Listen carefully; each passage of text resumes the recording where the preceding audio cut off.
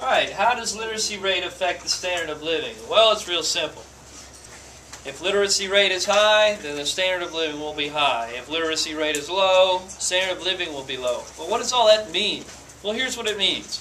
Literacy rate, this, and here's where you need to take notes because I'm about to tell you a definition.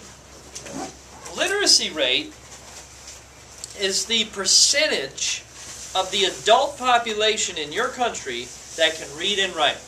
So the percent of the adults who can read and write, that's the literacy rate. If you see literacy rate per capita, C-A-P-I-T-A, that's Latin for, I believe, per 100.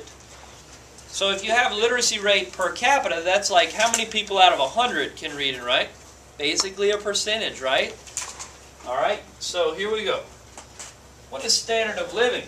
Standard of living is very complicated. It's not as simple as literacy rate. Standard of living is a measurement of how the people in your country live. How well do they live? It has to do with how many babies survive past the age of 5 per 100 that are born.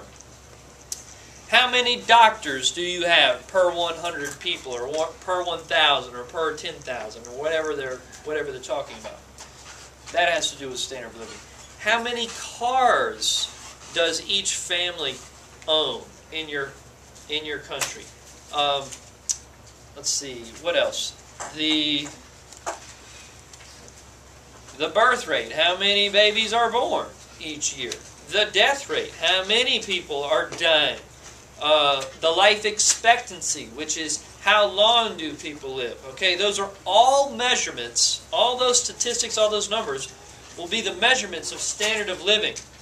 So if you've got a low literacy rate, if you're looking at the standard of living, let's just say you're looking at how many cars each family has. You might see a weird statistic like half a car per household. Well, you can expect that in a country with a low literacy rate, like a 65% literacy rate. They're really not going to have a great standard of living. And all of their measurements of standard of living are going to be low. In a country like the United States, where we have a very high literacy rate, like up in the 90s, I think it's 97%. The last time I checked, it changes every year, a percent or two up or down.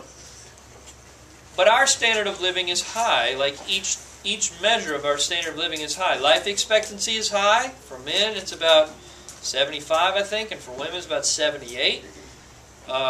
Infant mortality rate, how many babies per 100 die before the age of 5, that's pretty low in this country.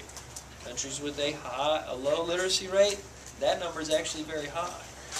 Okay, so here's the basic explanation is high literacy rate, good standard of living.